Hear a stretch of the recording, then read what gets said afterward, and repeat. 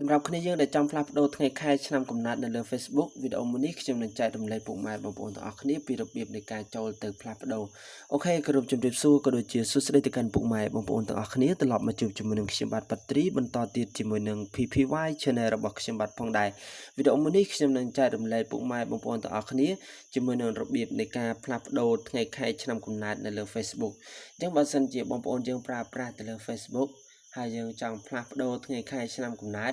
ឬក៏យើងចង់បិទកុំឲ្យគេឃើញថ្ងៃខែឆ្នាំកំណើតរបស់យើងនៅក្នុង Facebook ខ្ញុំនឹងបង្ហាញអ្នកនរគ្នានៅក្នុងវីដេអូមួយនេះអញ្ចឹងបងប្អូនយើងត្រូវចូលទៅកំណត់ជំហានដំបូងបងប្អូនត្រូវចូលទៅក្នុង app Facebook ខ្ញុំចូលក្នុង Facebook មកហើយបន្ទាប់មកទៀតវាលោតចេញមកបែបនេះហើយយើងចូលទៅកន្លែងសញ្ញាមនុយអ្នកនរគ្នាហើយយើងអុសខាងក្រោមរកពាក្យថា Setting and Privacy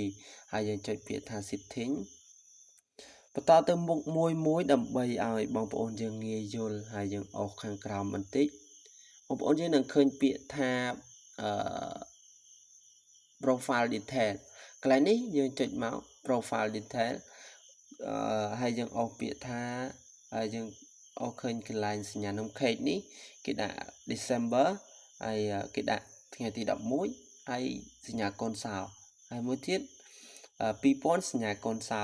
ខ្ញុំសូមបញ្យល់កន្លែងនេះមានន័យថាពេលដែលយើងដាក់សញ្ញាកូនសោបែបហ្នឹងគឺអត់មានណាគេអាចមើលឃើញទេអត់មានអ្នកណាអាចមើលឃើញនៅថ្ងៃខែឆ្នាំកំណើតយើងទេមានតែយើងទេដែលអាចឆែកឃើញអញ្ចឹងបើសិនជាបងប្អូនយើងចង់ដាក់សញ្ញាកូនសោហ្នឹងឬក៏ចង់ edit ទៅលើ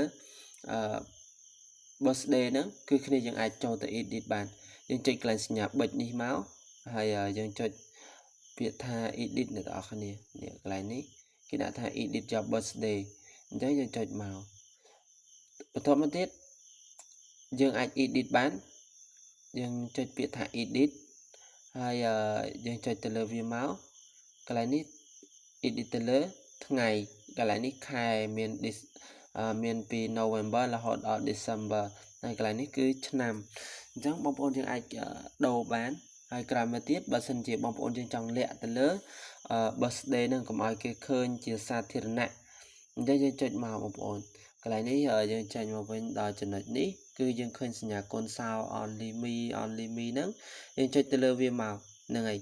បងប្អូនកន្លែងនេះគឺមាន4ជម្រើសទី1 public friend of friend និង friend ហើយនិង only me បើសិនជាយើងដាក់ public មានន័យថាយើងអាចឲ្យគេមើលឃើញទៅលើថ្ងៃខែឆ្នាំកំណើតផងយើងហើយអញ្ចឹងបងប្អូនយើងអាចដាក់ទៅលើ only me បើយើងចង់លេខហើយយើងចុចដានមកហើយខាងក្រោមដាក់ only me ទៀតហើយយើងចុចដានមកកន្លែងហ្នឹងគឺអត់មានអីត្រូវបញ្ចូលបងប្អូនយើងច្រើនទេដោយសារតែយើងបានកំណត់ only me ដើម្បីកុំឲ្យគេឃើញបើសិនជាយើងចង់ឲ្យគេឃើញយើងដាក់ public មកបើសិនជាយើងចង់ឲ្យ friend យើងឃើញដាក់ទៅលើ friend មកអញ្ចឹងងាយទេបើសិនជាដាក់ only me គឺ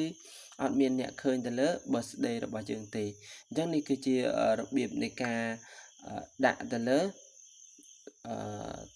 ថ្ងៃខែឆ្នាំកំណើតឬក៏កែប្រែថ្ងៃខែឆ្នាំកំណើតរបស់បងប្អូនទាំងអស់គ្នានៅលើ Facebook ហើយមួយទៀតគឺយើងអាចលាក់បានកុំឲ្យគេឃើញ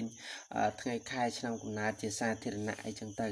បងប្អូនវីដេអូថ្ងៃនេះគឺមានតែប៉ុណ្្នឹងហើយសម្រាប់ការចែករំលែករបស់ខ្ញុំបាទនៅថ្ងៃនេះបើសិនជាបងប្អូនយើងពេញចិត្តកុំភ្លេចជួយចុច like ក៏ដូចជាចុច subscribe ទៅលើ channel YouTube របស់ខ្ញុំបាទម្នាក់មួយផងដើម្បីទទួលបានវីដេអូថ្មីនិងបទពិសោធន៍ខ្លីៗពីខ្ញុំបាទផងដែរអរគុណច្រើនពុកម៉ែបងប្អូនទាំងអស់គ្នាសម្រាប់ការតាមដានទស្សនាវីដេអូមួយនេះពីដើមរហូតដល់ចប់ជួបគ្នាវីដេអូក្រោយទៀតជាមួយនឹងខ្ញុំបាទផងដែរ